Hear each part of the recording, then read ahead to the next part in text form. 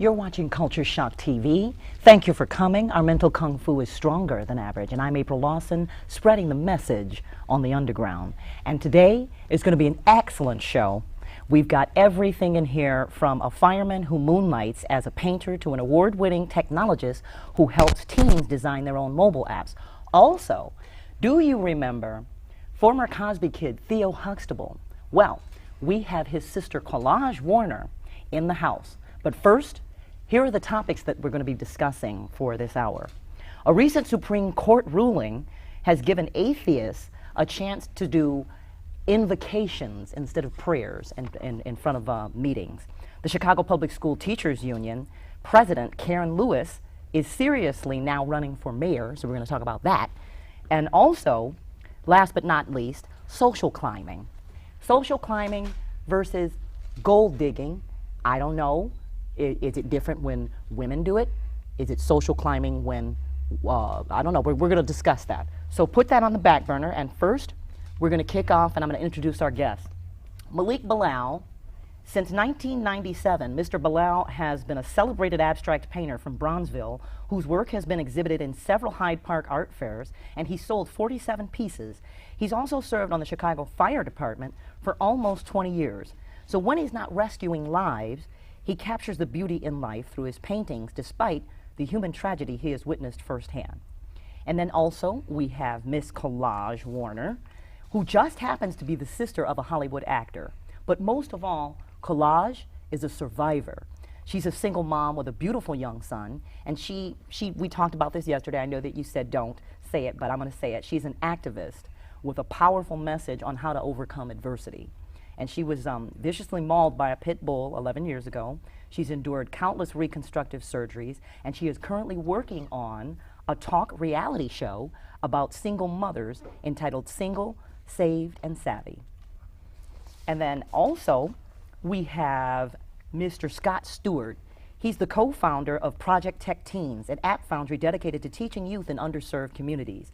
He teaches them how to code and build profitable businesses. Scott is also the CEO of Break Bread Marketing and Media, a multimedia production company and marketing consulting firm, and a master certified teacher of entrepreneurship by the National Foundation for Teaching Entrepreneurship.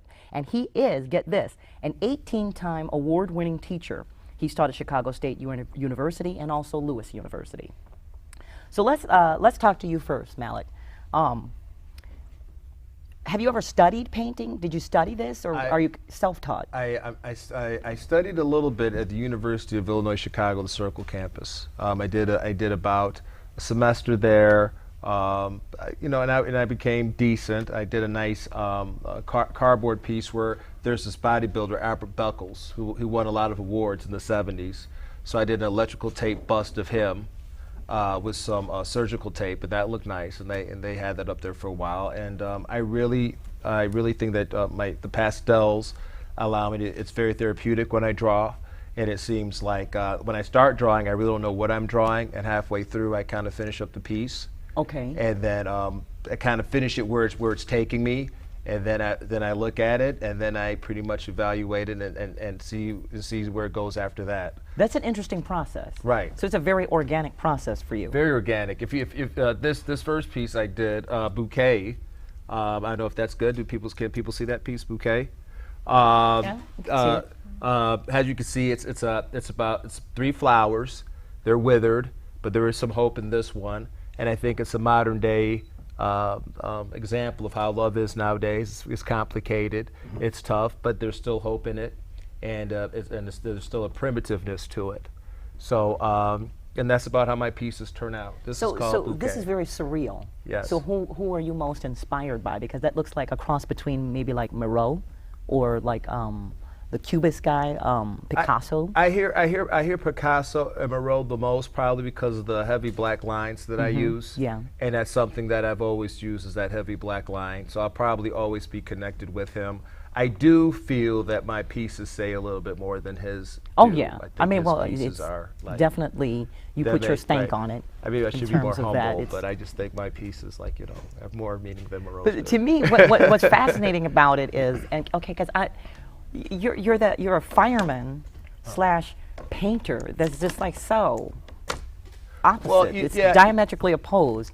And I just have to ask this, and this is no pun intended, but my burning question is, so what makes you want to run into a burning building when everyone else is running out? You know, there is a very Like, are you a thrill seeker? Do you need a therapist for that, or you know, how when does I that became work? when I became a fireman, I was working at a warehouse in Niles, and everybody in the office wanted to be a fireman, and I had no intention of being a fireman. I was taking econ at DePaul University. My company was paying for it. I was going to be just in middle management and be happy. I just took the exam like everybody else did, and it just so happened that out of about 40,000 people, I was in the first class. So once I got there and just started learning the job, my first rescue, I mean, pulling somebody out of a building, it is such a, you just feel so cleansed. You just feel like, and you know, you just feel like so, I don't know, you feel so golden when you do that, when you actually save a life out of a burning building. And it's kind of hard to, once you do that, you kind of like always want to, there's a rush to it, you always want to do it. You just feel, it's a very unique position to be in. So I'm very happy with my job. Yeah, I'm very happy with my job, and I love the opportunity to do that. I'm an engineer now, so I don't get to go in as much as I should. Sometimes I still go in there.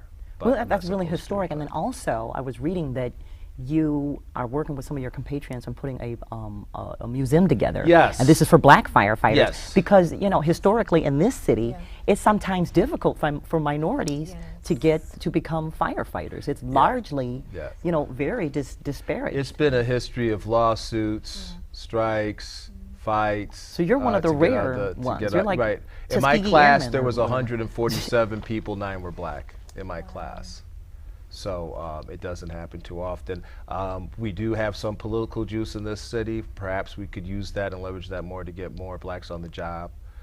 It's a great job, and I would inspire any black fellow out there, if you have your driver's license, no criminal record, can pass the drug test, you're between 18 and 33, please take the test out now. The application is online. It's a great job, and I inspire the best of us to attempt to be a firefighter. It's a blessing. Well, let's look at some more of your paintings. Okay. And let's talk about this piece right here. I call this piece "Happy Pilot." It's a pilot. It's a pilot driving a plane. If you could see that, that's what I see. Maybe you would see something different because it's very abstract, but that's what I see as I was drawing it. And I think it's a piece about redemption. Somebody that has the opportunity to be in control of his life. And he's happy with it, happy with the control that he has, happy that he is the captain of his ship. And so he's thrilled. So you don't get just a painting when you buy these things. You get like the story. The story. You get a backstory. That is probably why that's probably why the paintings sell more than anything. That's so cool. There's a lot more artists out there, far more talented than I am. There's no question about it. But I think it's the story behind it that makes these particular pieces special. Yeah. So now, were you thinking about having some of these on T-shirts or something at some point? I do have a solid T-shirt and do you have them out. like larger? Do they come larger? They or do only come small? larger. They do come larger. These are some smaller pieces. I'm on Facebook at Malik, Bilal, so you could just look me up and you could talk about my pieces and we could discuss them as often as you like. And then, you know, if you want to buy them or purchase them, we could make a deal. But they do come larger. The biggest piece I sold was 36 by 54. And that piece went for $900. So they're pretty reasonable. A piece like this would probably cost you. So if people want to see you exhibit, $250, or do you have any like $175. things coming up where they can see the pieces? Where would they go? I would recommend that you hit me on Facebook because I take pictures of them and we go on there. The Hyde Park Art Fair I'll do next year. I didn't do it this year, and I'm just getting back into my my art more fully. And sometimes life does take you off the tracks like that a little bit. You can get back into things, but everybody out there could get back into their avocation and bring something special. And you sold 47 of these. 47. Wow. Yeah. Well, and since what, 10 years? Roughly 10, 11 years. That's nice. And like as That's you a said, nice hobby. Yeah. And as you said, and those are basically at the Hyde Park Art Fair. There's probably another fair in Oak Park, the Scottsdale Square, that I sold some pieces. But I mean, that's pretty much one fair a year. So usually I sell about anywhere between 4 to 7 pieces at a fair. So where do you see yourself? Like, what is the highest heights of art that you would like to get to? Well, I have a super sick T-shirt coming out in about 2 months that I think is going to make me world famous. So after that goes. So then once, you know, if you were one of the 47 lucky people to have Right. an original Malik Bilal, or if it you would just blow it assassinate and be me, like, you know, right? Then right. your piece, then your art piece goes up tremendous value. Absolutely. So it's up to you. Yeah. But that's an interesting combination that you have there. No one would see you and go, okay, there you go. He must be a painter slash fireman. Right. But thank you for like rescuing lives, and thank you for your art, because it really is liberating to see that creativity. Thank you so much. Thank you. Okay, so now, Scott, let's talk about Tech Teen. What was the catalyst for the Tech Teen venture? Spending 13 years as a Chicago public school teacher, being a product of Chicago public schools. Where'd you go to school? Morgan Park High School. Okay. And just knowing that the system hadn't changed in so long, and how we deliver education. Schools are fighting with students about their phones. And I was always the innovator in the classroom. I taught entrepreneurship for all of those 13 years in the high schools. So I wanted to engage students to use their devices instead of fighting with them about whether they should have them on them or whether they should be in their locker. And Yeah, yeah. So So that's where you saw that, like and you said, education needs to change. Like how we deliver education needs to change. Oh, okay. And I couldn't do it within the system. so what? So you started your own program. Yeah, I resigned. And what's I'd like to different say I about that? retired from Chicago Public Gotcha. Schools, but I decided to deliver education differently, and it's through teaching young people how to think. Right. I saw your video. The video almost made me cry.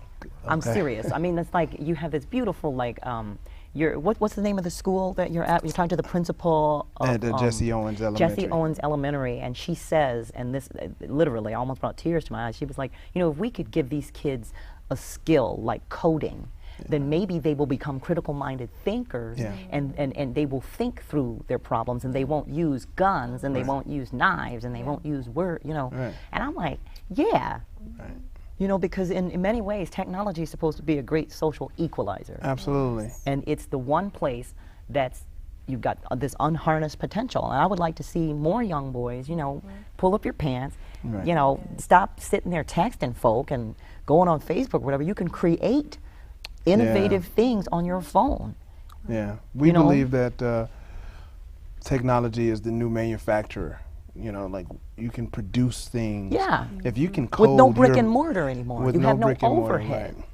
If you can produce things through, if you can code, then you're a magician. Yeah. You're a magic man. Yeah. You're the alchemist. You know what I mean? You can do whatever it is that you want to do. Okay, so then let me ask you this. How much of the scientist are you as opposed to the artist? Well, we're scientists by nature. Oh, yeah. You know what I mean? Engineers are. Right, we're scientists by nature. So the approach is, if you've ever built or fixed anything, you're an engineer. If you've ever Really? built or fixed anything, you constructed your own type of sandwich, you're an engineer. You're Okay. an engineer, a scientist of sandwiches, or cereal, or Well, then fashion is technology too. fashion is technology and Absolutely. engineering, right? And so the artistry is the innovation, your spin on it. Okay, but I'm just saying that sometimes, often the coders won't have ideas. They don't. They have the skill set to do certain things, but they don't know what to do. And So I know I'm more of the yeah. business analyst. I'm more of a person who's going to come in and go, okay, I need this to do this, that, and that for me. How do I? You guys code it, make it happen, do it. So, and the Because have you ever been over to 18? What is the name of it? 1871? 1871. yes, It's an incubator here in Chicago, and you can talk more about. you talk more about it, please. You No, describe you it. go ahead. I have to highlight you. You put on this beautiful suit, so yeah, No, rock God. it out. Yeah, well, 1871 is a tech incubator that really caters to a population of Chicago that doesn't necessarily reflect me. And so we that also is a catalyst to Project Tech Teens. There's nothing really happening on the South Side, with the exception of Blue 1647. Right, there is. Jerome that's Dishman. Jerome works Dishman there. I and used to Emil work with him. Cambry. Yeah. But compared to what's happening in 1871, there's a desert. There's a tech desert. But you brought that out there. Rock on. No, you brought that was so much. That's actually one of the things that I thought was necessary for the South Side. Some sort of technology incubator. I think there's something else happening in Bronzeville too. I'm not familiar with that one. Okay. But then there's absolutely nothing happening for youth on the south or west sides of Chicago to engage them in technology. So what's the skill set that a person that goes through your boot camp going to come away with? They're going to come away with some critical thinking skills, some problem solving skills, some coding skills. And they'll be the person that now says, you know, I want you to do 1, 2, and 3 like you just described, but then have the skill set to begin that process. So they can become business leaders. Absolutely. And hopefully game changers in the community. Absolutely. That's awesome. Okay. Collage. Yes. Let's talk about the things that you have endured and what brings you here. Okay. Maybe you can give us a backdrop of kind of what happened and how long ago this happened. Okay, and you're referring to the mauling? Yeah. Okay. Well, I was 20. I was a junior in college, and I had just begun dating, you know, a guy who asked me to come to his house for a Bible study. And at the time, I was not a Christian. You know, I didn't really acknowledge God as being, you know, my Lord and Savior. So, you know, he had literally like begged me in a sense to, you know, come try out, you know, our Bible studies. You know, we have it at our house. It's a real laid back setting. So I agreed. And to kind of fast forward, I went to his house several times, maybe like about 6 or 7 times for a Bible study. But he had a dog. The dog, I never saw the dog. The dog was always put away. So one particular Sunday, was actually March 4th, 2001. You know, he asked me to go to church, so I agreed. So I got up. I was living on campus at the time. And in pursuit to his home, I got to his home, knocked on the door, and when he opened the door, the dog was actually standing beside him. And so as soon as he opened But you had been over his house several times before? I had, but And there were other people there. There were like, because it was a Bible study. Every time I went, it was a Bible study. So there were several people in the house. Okay. So this particular time, you know, I was coming by myself. We were on our way to, I'm supposed to stop talking. I'm sorry. No, go ahead. Yeah, but what happened? Okay, so I'm sorry, go ahead. When he opened the door, like I said, the dog was standing beside him, and as soon as the screen opened, the dog immediately just jumped out at me. And, and there's like no reason, just no reason at randomly all. does just this. No reason at all.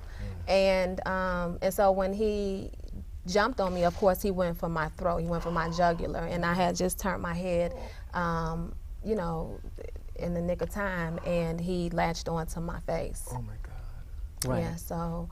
And in the Gerard McClendon did an interview of her, and if you go online, you'll see it on Vimeo, and it has some very graphic pictures. Yes. And I can't even imagine, but what I remember you saying is that when the dog, because they're trained to do this, they latch on and they don't let go, and the dog did not let go until he had to pry his mouth open. The mouth and I don't open. think they're trained. However, I do believe it's a part of their nature. Yeah, that's what I'm saying. Yeah, it's like an inherent instinctual thing. It is. It is. They lock down on your whatever body part it is, and they just go in to destroy.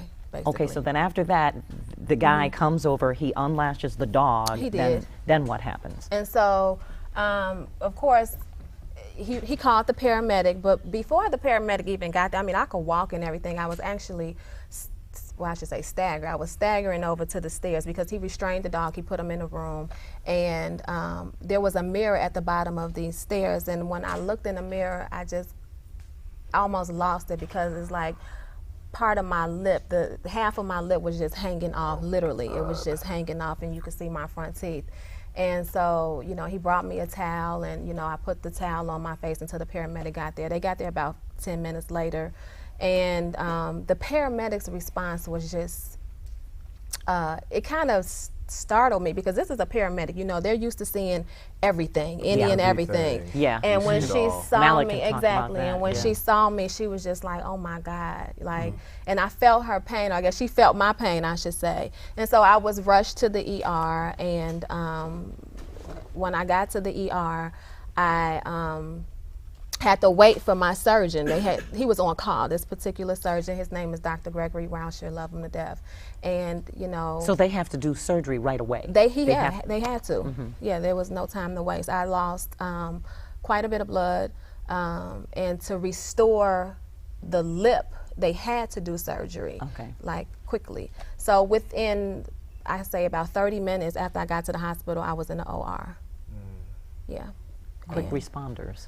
Yes, Quick very much responders. so. And then after that, they stitch you up, keep you back together, and then what's the process that you have to go through after the that? surgery, I actually woke up in a hyperbaric chamber. The hyperbaric chamber is a tube that they put people in. A lot of swimmers I know go into the hyperbaric chamber, but anyway, it's a tube that they put you in, and it's kind of like an air tube. So they're trying to get the circulation running through my lip, basically. That was the Okay. purpose of me being in that tube. And when I woke up, it was probably about 4 or 5 hours after that first initial surgery. My mom was there. Now, my mom was out of town. She was in Chicago, actually, because I was in school in New Jersey. And, you know, she found out, her and my father, and, you know, she came in immediately. And so I woke up and I saw her. But I knew at that moment I was okay. You know, once I saw her and I was up, I'm like, okay, I survived. You know, I don't like anesthesia. I don't like going off to sleep. But I woke up in the chamber, and I had to stay there for about 3-4 hours after that. Yeah. So when do you, so how long did the process take to get to where you are now? Like, I mean, it's do you know ongoing. what I'm saying? It's been 13 years. Oh, it's been 13 years. I thought it was 11. No, it's been 13 years. Because you look fantastic. Well, thank you. The process is ongoing. I mean, I think about it. Honestly, I think about it daily. Every time I look in the mirror, you know, because there is a permanent scar. However, you know, it's taken me a long time to become secure in myself. That's what I was going to ask you. I'm sure that that's a serious blow to a person's self-esteem. It was. And to have Yeah, to. for years. For years. Because Yes. it's one thing to be born with maybe like a hair lip or Yeah, something and have yeah, that, yeah. and to be a particular way and then have that Yes. all just gone. Exactly. Or to have a scar in another part of your body where it's not visible. But on So your what do you think is like the key lesson, what was the takeaway from that? The thing that you learned from that probably makes you stronger now? You know what, April, there was several times when, and I mentioned this in my interview with Dr. McClendon, there were several times why I really just wanted to lose it, you know, because, you know, there were 5 surgeries total. That was the one that I shared with you was the initial surgery, but I had 4 others. And so just having to go through the process, and then, you know, after another surgery, you have to go through a healing process, and then another surgery, then another healing process. So, but what it's taught me is that I'm resilient, you know, and it's taught me to just keep living. Like, things do and will happen to people. Sometimes we cannot explain it.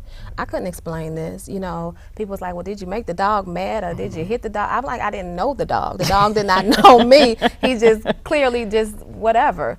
But I mean, you just keep moving forward in life, because stuff happens all the time to people. Yeah. And so right now I am actively trying to bring awareness to. Okay. Okay. So then that probably is being the gift that you're bringing out of all of that adversity I am, to definitely. others. I am. So tell me more about that. Like, what are you working on? Well, it's in the beginning stage, because it took me a long time to be able to share this story without. I know. I can Okay. imagine, because it's very emotional. It's very emotional just Yes. for me to watch the video. Right. Yes. It took It's a me lot. years to be able to share this publicly, but now I believe that it's my part of my calling to spread awareness about this particular breed of dog. And then what happens after that? Do they euthanize the dog? They What did. do they do? They did. In my case, they did. A day or so after the mauling,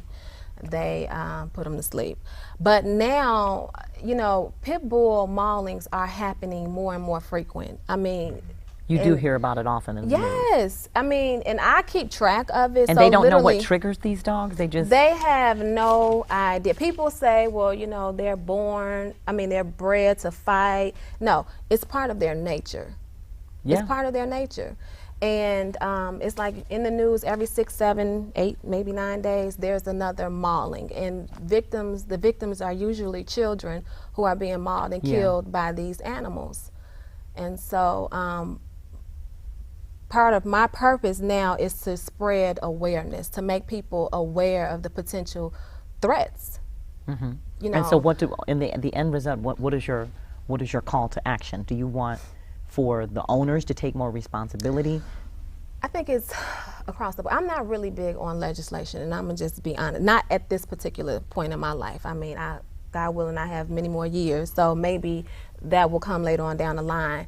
But I think part of the problem is that owners need to really keep their dogs under control. They need to keep them in I'm gonna tell you like this. Pit bulls to me are like wolves. It's like having a wolf as a pet. It's like you don't walk down the street with a wolf if he's your pet and he's just walking freely. Right. You know, Right. no, he needs to be on a leash. He needs to be trained, and he needs to, you know, be able to take command. Oh, wow, that sounds like some men. Go ahead. I agree. Yeah. So, you know, yes, owners do need to take more responsibility and not just let their dogs just roam freely. However, there's so many pit bulls. I mean, they're constantly going to the shelters. I mean, people. And a lot of them are actually mistreated. Well, they are. And they're are, and breeders who are irresponsible breeding and all of that other Yes. stuff. And then But they- here's the thing. Ultimately, I think, like what is your message if you had to meet someone who is like going at the very early stage of what you were at? Right. What would you say to that young lady or young man? You know what, and that's part of my goal eventually is to meet with people who have been mauled at whatever stage they're at. But I just want to bring encouragement, like really, like if I did it, if I got through this, because Right. if you see the pictures, Oh gosh. you know, it's powerful. you know, I had to walk around It's with very powerful. bandages, you know, gauze, everything on my face. You know, I had people staring at me, you know, asking me questions. It's a really humbling experience. But to just encourage that person, you know, adult or child, to just hang in there, you know, and to keep moving. And, you know, I did talk about the power of prayer, you know, and I know sometimes people are like, oh, everybody want to bring in prayer. No, it's real. Yeah, and that's the other component of this, that Yeah. you had to grow, Right. not just, you know, from the physical place of obviously having to go through the physical Right. healing, Yeah, but you spiritual. grew mentally and spiritually, I I'm did. sure. That's I like did. experience where you It- are yeah. going to get connected to other parts of your nature. Yes, indeed. Do you still talk to the guy? Yeah, I That's do a great actually. question. I do every once in a blue moon. Were you like mad at him? Or You know what? No, because it wasn't his fault. Now, if he had, Now he showed up, didn't he? Didn't he come with He you? came He to came me. with you and prayed with you. He prayed with the before you- surgeon. Yeah, The three of us. Yeah. Yes, he did. And my surgeon, even after when the reporters came to the hospital the following day, he even told the reporter he Reporters felt- came? Yes. It was on the front page of the Bergen County newspaper. I think it was March 5th, 2001. Wow. But the reporters came and they interviewed him, of course, and he said he felt a presence. This is my plastic surgeon in the operating room, like just, That's a vote of confidence. yes, just basically guiding his hands. Wow. Beautiful. Yeah. So, Okay, so you know what? With that said, let's switch the subject Sure. to God and this whole atheist piece. I'm going to read you this story real quickly, and you guys sound off on this. But basically, the U.S. Supreme Court has ruled. They ruled in May that they're sanctioning prayers before meetings of the town board in Greece, New York. That's actually a town in New York. where a court has rejected arguments that the overwhelmingly Christian prayers gave preference to one faith and violated the First Amendment, which prohibits the government from establishing an official religion. Ministers of the Church of the Flying Spaghetti Monster, a parody religion meant to protest the mingling of church and state, its congregants identify as Pastafarians. They believe that this decision could help their mission. So basically there's these free thinkers who are like, you know what? There's actually legislated in certain states that if you're an atheist, you can't hold office. Right. You can't do certain things. Right. And that's kind of crazy to me if we're supposed to be a democratic society. Yes. I mean, if you're going to do that, then, you know. But most of those states So are what do you below guys the think? Bible Belt, for one, right? Oh, yeah. Which is a Texas, republic. Mississippi. Right. Yeah, Right. down south backward North Carolina, way, South of, Carolina. way of thinking. So if you don't believe in the God that they call God, Right. Right. you just pretty much asked out. Right. Well, I thought it said if you didn't believe in some higher, Higher being, power. higher power. But that's anybody's choice to do whatever, and this country was founded on the separation of church and state. But that has never been real, has it? Well, that's the reason why we even came to the country, because the Puritans in Europe were making it so difficult to live a life that people were running away from that religious oppression. I mean, that's one of the founding reasons why the country was founded, was to run away from that religious oppression. So I think one thing that makes our country so spectacular is that there is that in our DNA, that there's a separation between church and state, that Yes. everybody knows that that's the rule. There are religious people that always will try to influence that to make it their way, which is their prerogative, but it's the prerogative of the citizens to fight back and make it the other way. And do you know what I really think the core, what's at the root of this is inclusion? Because here it says that Justice Anthony Kennedy wrote this 5-4 ruling. He emphasized the importance of inclusion, holding the town to a policy that permits a minister or layperson of any persuasion, including an atheist, to be able to give this invocation. So that, to me, is what I'm seeing. I'm seeing that we need to be more about self-government. We need to be more about intellectual openness. We need to be more about minority viewpoints. Because, for instance, I am Buddhist, and it is a normal understanding for most people to just ask me, well, what church do you go to? And it just doesn't cross their mind. We live on a huge globe. We live in a global society. I might be of a different persuasion. And often I'll be in a room full of Christians, and it's just, there's no thought. So, I mean, I don't trip about it, but it would be nice if people would just stop making the assumptions and be inclusive of other people as well, and be, thinking, or at least be open to other ideas. Does that make sense? It does, and I think, I am a Christian. However, I am not religious, meaning I don't necessarily subscribe to organized religion at all. Like the dogma and all that? No. Gotcha. Rock on with that. Because it just gets crazy. However, I do believe that, we are all God's children. Whether you are whatever, Buddhist, Hindu, whatever, we are still all God's children. And I think, as Christians, sometimes we tend to judge, in other people. And other well, I mean, going back to your point, when the Puritans came over here, they escaped religious persecution, and the first thing they do is they start the Salem witch hunts. They're like, find all the women and put them on a stick and burn them. There we go. Right, in the name of religion. Sure, they're fighting right now and then, in the Middle East for religion. Our ancestors were like, what, 3/5 human?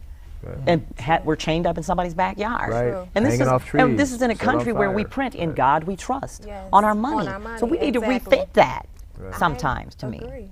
Or yes, I agree. We do need to rethink So that. ultimately, to me, it just seems like we need to be more Why inclusive. was it a 5-4 decision is what we have to look at. Why is that? That should be 9-0 to me. I mean, we do have to look at and the that's Supreme Court. exactly about, like you got to look at that right, and go, wow, how progressive this are we court really is being? Really, the last few decisions with the money they put into politics, with how they feel about corporations, with how they feel about fracking, they seem seems to be a very anti-humanistic court. And with it being one branch of the checks and balances, and as citizens, do we feel comfortable with the checks and balances that could even be a 5-4 decision? That 4 people actually believe that if you're not a Christian, you can't hold office.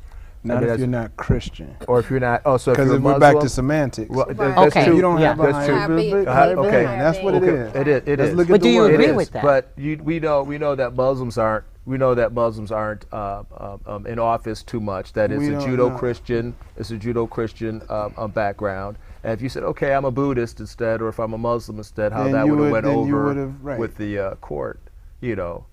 I think they were. I think they're. I just don't think that Jesus and the court need to be. I don't see how there is a separation of church and state, period. The president is sworn in You're with right. the Bible. I mean, come on, Exactly. what are Okay. we talking We- about? you're see, right. that story, you know, wag the dog. You know what I mean? Like, forget about it. Okay, Let's so then go, we're because all it's in really, that's agreement. ki- We all seem to be full in Yeah. agreement. No one's saying, doggone it, I just think that those atheists should just sit down and shut up, basically. No. They have We're a saying voice, atheists are you okay. know, Think what you're going to think. We live in a free country. We're What if free they have a better thinkers. way? I mean, like you're talking about engineering. What if they have a better way to engineer society that it's better for you? Then I mean, you're cutting off a lot of your opportunities when you cut people off. You say Yeah, blacks we're can't at a- do it, we're at women a- can't do it, atheists I mean, can't and that's do what it. I'm saying. If you start Yeah. with just religious persuasion, then where are you going to limit it? Yeah. Then it's going to be nope. No, you can't do that because you're Asian. No, you can't do that because you're black. No, you can't do that because you have a vagina. No, where does it stop? Right. Then it just becomes racist, sexist craziness. Right, right. So let people be who they are and appreciate them for who they are, and So would you? That's the best way to go about So would you wouldn't mind if, say, an atheist were the leader of, I don't know, like a Cub Scout group? That's or fine something with or me. whatever, and it wouldn't. It wouldn't bother me even a little bit. Well, as long as my son's not. You talking about Cub Scouts, right? Oh Lord, here we go. Okay, but that's now we're getting good. No, the Getting question, good. the question would be, No. would you mind an atheist president? I would not. Ooh, That's the now question that's at a hand. good I would question. Do you mind an You atheist should have written this judge? stuff for me before I came Do here. you mind an atheist judge? I would like that. I mean, We I probably c- I have would some. appre- who I We would probably appreciate have that. some. Yeah, We got we some. just Wait a minute. probably We got don't some know. ungodly people who Yes, we who do. run up to Some altar people call who all the time. So profess don't to be play. Christians who have That's no right. morals. Right. That's right. so that's what we're talking about. Right. At least the atheist, where he stands. So I could appreciate that. Yeah, in part. Yeah. Okay. All right. So let's move on to the next topic, which is, okay, the mayoral race. You guys are all from Chicago. Yes. You all are born and bred in Chicago. So Yes. you know that Karen Lewis is seriously contending, running for mayor. I was Not on- I think disappointed when Bob Preckwinkle Fioretti and- didn't run. Oh my God. No, was she. I disappointed. thought Yes. she is No, running. she's No, not she's running, not. and I was disappointed Really? I by was- that. What are you? Yes. I don't like. Really? Yes. Why? I think she's very practical. I think she's really. I think she seems honest to What me. has she done in your? I'm sorry, I'm cutting you off. Right, But what has that's she fine. done in your ward when she was? I don't know. What Well, has when she she was done? in my ward, she did. I wanted speed bumps. We couldn't get speed bumps. My dog got hit by a car. Wrote her a letter. Can we get speed bumps now? We still can't get speed bumps. Oh, but you still like her though. I just still like her though. With your because it's not non-get just me. speed But bump self. but I still like her because I don't felt understand. She helped a lot of business people. I believe a Bronze Coffee House. She helped them out, and she said specifically, I don't want another beauty supply store. We need like someplace where we could sit out, hang out. And she helped the coffee house, and it was a big deal when it came out. I'm not sure what they're doing now. I think they're remodeling on 43rd of Vincennes, but she helped them out, and I knew the owner there, and he was very complimentary towards her Okay. business. So you're acumen. saying economic development. She's Right. aided in some of Somebody the that I economic knew, development in that I your knew, neighborhood. right, yes. But then again, is that it? That was the only conflict. That's the only. I've bumped her in the dentist's office once. She seems like a nice person. And so she should run the city, though. from I'm that just saying. aspect, yeah. I mean, from what I got from her, I don't know yes. if she should be big fat mayor just She should because be she mayor. goes to get her teeth She cleaned. cuts or stuff. whatever. Yeah, I that don't makes know. her mayor. All right, for me. you guys can feel free to jump in on this. Yeah, please anytime, do. please, Yeah. 'cause I mean, I'm kind of conflicted with this issue. I think Lewis. Karen. Yeah, I call her Lewis. CTU president.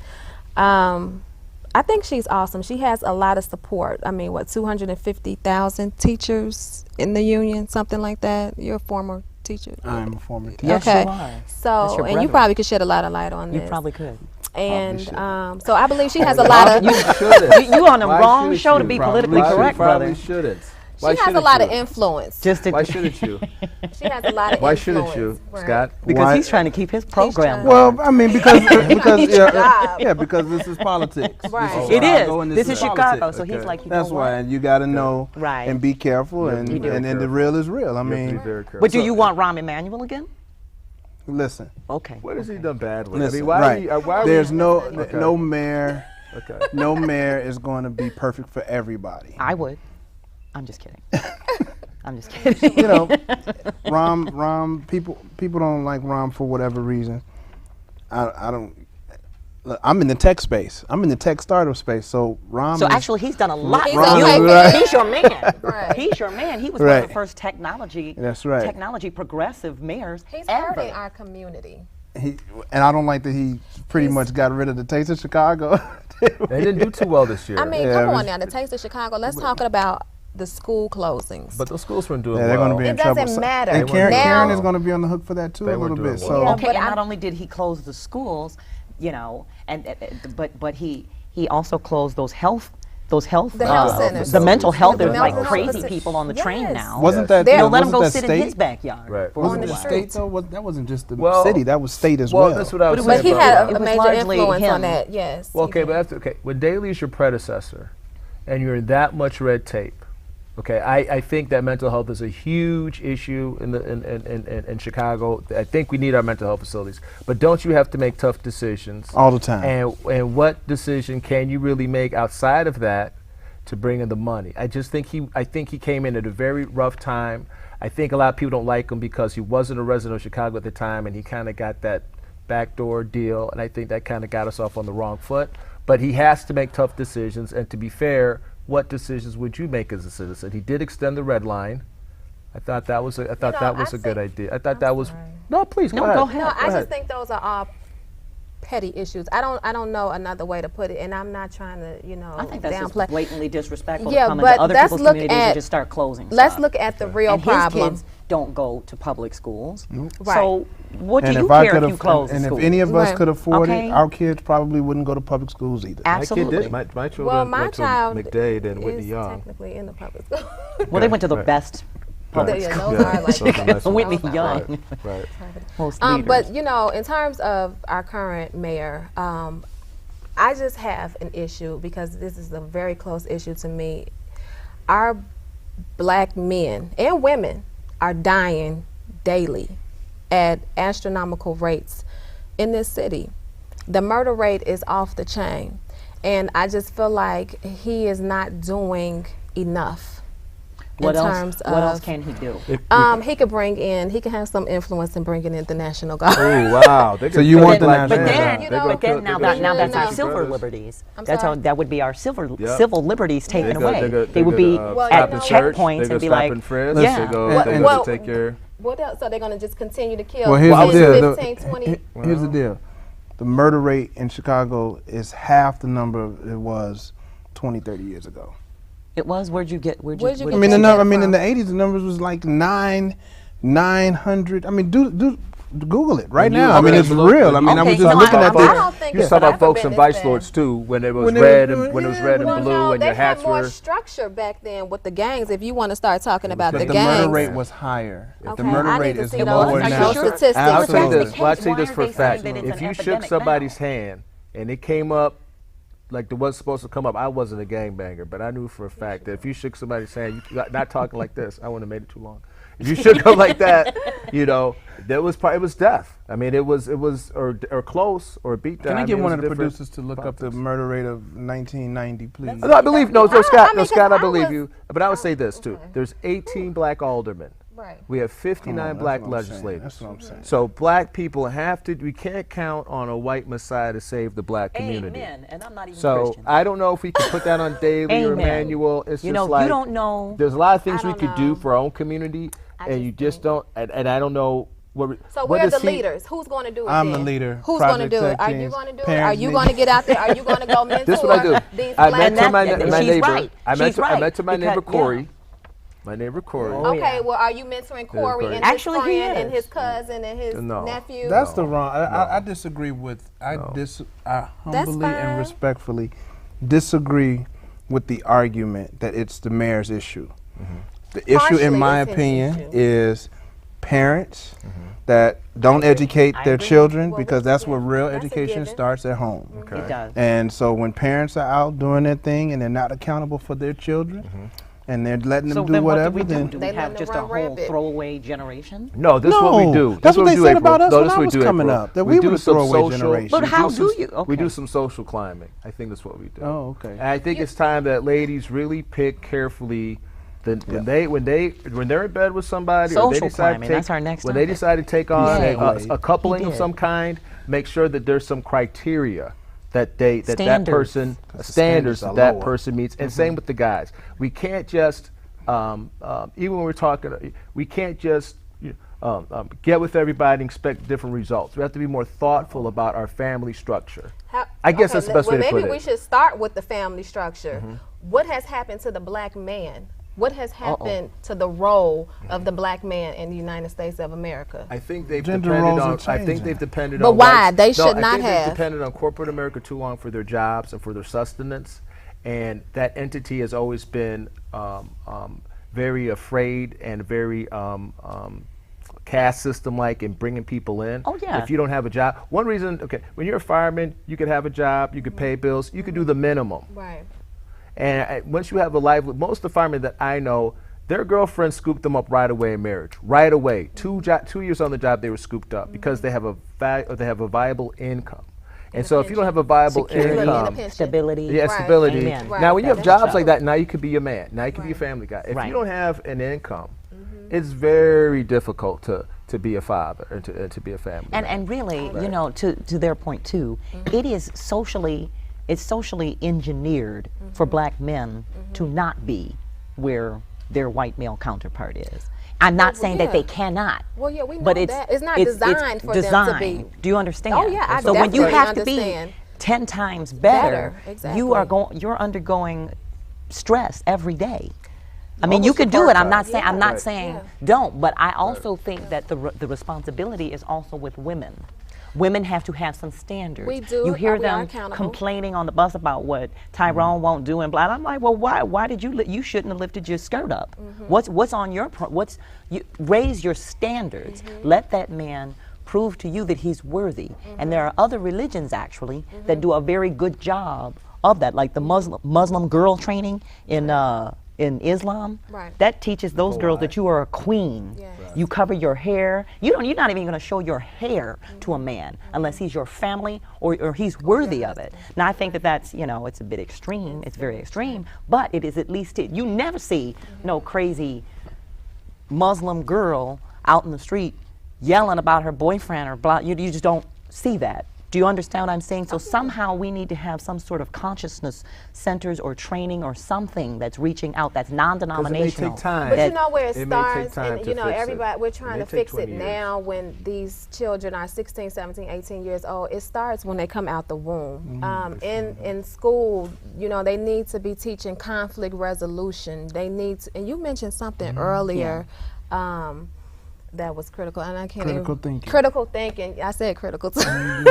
It's critical out here. They It need to is. teach that. Our children are not being taught No. life They're- skills. They're taught to be worker and this, bees. and this is not Exactly. a new conversation. No, not This at all. conversation took place in the 80s when teenage pregnancy was an At its epidemic. peak, right. Right. Right. But it still goes back to, you say, coming out the womb. Yes. How many parents, there's a whole conversation about the number of words that children are exposed to before kindergarten. Right. 1 million fewer words than more affluent families So children then- are exposed to. So Wow. if children aren't being spoken to Right. articulately Right. or held with some great esteem and you can Right. be, you can achieve, Right. as opposed to being in the supermarket instilling and you in all them kind of who they MFs are. and this to Right, their kid. right, and that's And parenting. so Right. that's That's parenting parenting. skills. Right, and It's instilling parenting. morals and values, like for real morals And and, that's not a values. mayor's issue. It's not a matter. Right. That is not a mayor's But issue. that's what happens if you're 6 years old right. and you give into the wolves, to raise because mama doing whatever. And come on, it's Okay, so it's we have perpetual. the issue. So what are we going to do? Be accountable and take Well, one. let's go back to the social. What with the social climate? Social climate, right? And I that, think what's that- the difference? Is that Well- should you hold out and say, okay, not unless you have received a certain amount of education, can you be with me? Should you look at, I don't know, can you? I mean, like, everybody has their own Fine. standard. Everybody has their own standard, but you should have some type of standards outside of this brother got game before you. And it's more important for the women Right. to have these social standing standards, because Right. you know. So how do we feel about It's that? not gold digging. It's social standards. Can he speak the language well? Does he carry himself well? Is he polite? Is he viable? coming Does to he have meet a your job? dad? Does he have some goals? Does he have a plan? Is there some structure? Can he engineer Feel like a you life give for me a me? lesson. You know what I mean? Because if you just get with the guy that's got, you know, some pants that could say, you know, and for whatever reason has $30 in his pocket at the time and can You take say you out for $30? at the time. Okay, and he get can a make it drink. rain. Well, you know, sometimes that's all you need if you're clever. No, if you're clever and got good game, sometimes all you need is $30. Oh, You know, you okay. get a 6-pack, and you know, hey, maybe that's good enough. That's good enough for a lot of our women now. It is. So is this Unfortunately, good? And it that's is. Like, not okay, so then you Marina. look at, Yeah. can you guys look at a Kim Kardashian? I'm gonna go there and be like, well, you know, make a sex tape, get with a great black Yeah, guy. but she's gorgeous, though. I think that's why she's so popular. A lot of people make sex tapes, but I mean, Kim girl, Kardashian however. looks. But that's social climbing at it. I mean, if we were going to look, I looked up in the Urban Dictionary what social climbing is, and it Okay. says similar to an attention whore.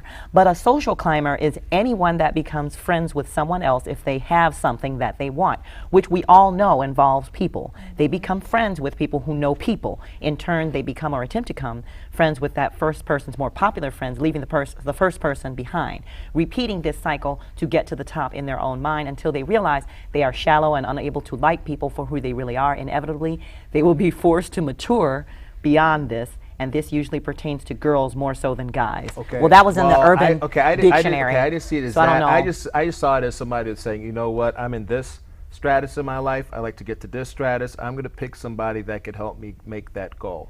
I didn't That's see the it quite same thing. as That's the Okay, same thing. nefarious but as let me that. tell That's you a little bit more this. nefarious. Here's my because thing. you're talking I about, think right. black men do that heavily. They're not going to marry a woman who is not coming to table. They shop us hard. Okay, I don't think that white guys do that as much. I think that they're like, oh, Becky, you're beautiful. You want to stay at home? You want to be Betty Crocker? You can do that. You can do whatever you want. I make $250,000 a year. You can do that, and I don't think it's as harsh. I don't So know. I social think they do climbing too. is I something think that certain families, the black family has to do. We need like that dual income, in some ways. You don't think so? I think in America you do.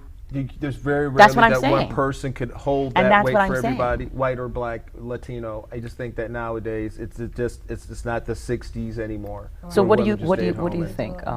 Scott, what do you Scott. think, buddy? Yeah, what do you think, Scott? That do Media. men and do a lot of social climbing? Yeah, of course we do, and it's not even about. It's more to my mind. It's more to that definition. You know, figuring out what schools we're going to go to and how Right. we're going to Everything is provide social. and It's to where some we're going to extent. hang out, who we're going to hang out, what comments about political figures we're going to make on television or not. Right. It's all about social climbing. Our goal is to get to the next level, Right. and it's not dependent upon who we marry. I mean, this is just what we're attempting to do better ourselves. What organizations we join? Absolutely, Right. absolutely. Okay. So all and of you're that. married? 16 years, 3 Wonderful. children. Okay. And it has not necessarily been all peaches and cream, but we have made the decision to stick it out because till death do us part. Does your wife work? My wife is a nurse. She She's works. a nurse. Okay.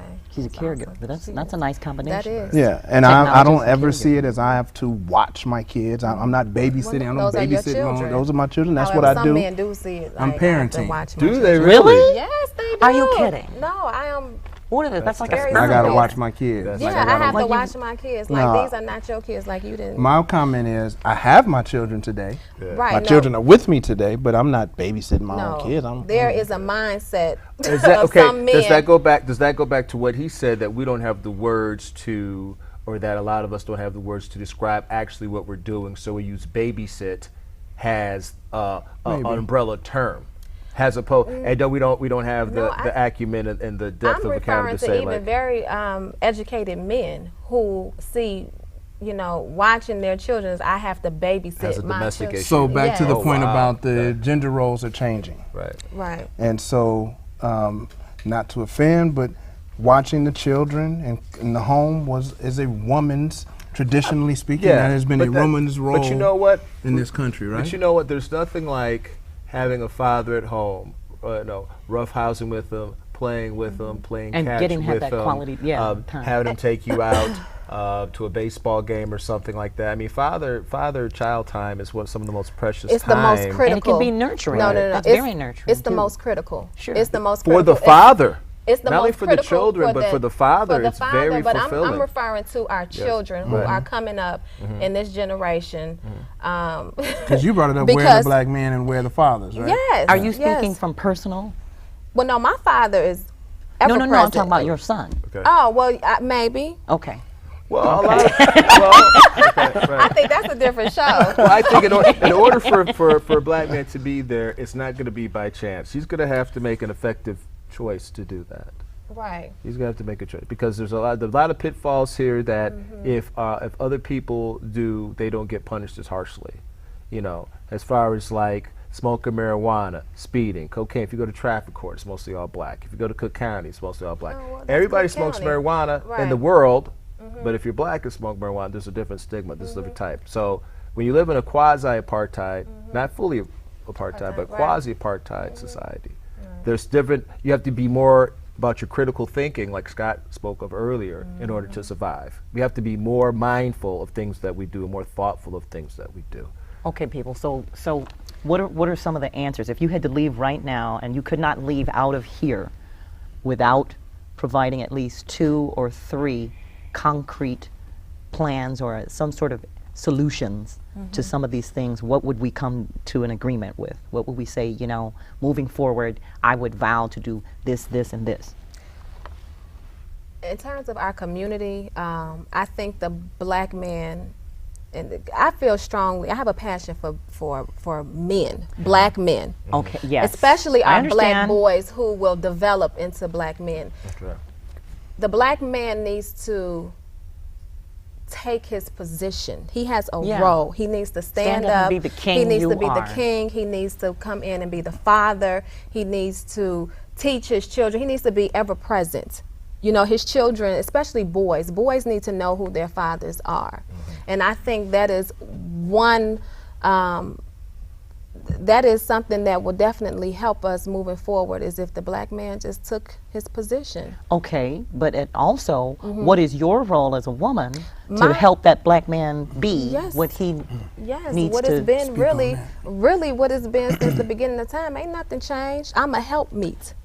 That's my position. I'm not, you know, your subordinate. I am your equal. However, I'm gonna stay in my lane and you're gonna stay in your lane, but we going at the same pace. We are equally yoked. And because the family structure has been broken, especially in the African American community, that takes us back to why we have, you know, we're the murder capital, rape capital. What is it? I don't know how valid that is. I have to think look- that I is, thi- like, it seems true. like that seems to be our brand, you know. Well, we're I believe Chirac, it's true. and I don't know because I if mean, it's just look true at the- that we have had the same amount of murders, you know, or less murders, that I don't know. Maybe they're, I don't know. We Maybe- are.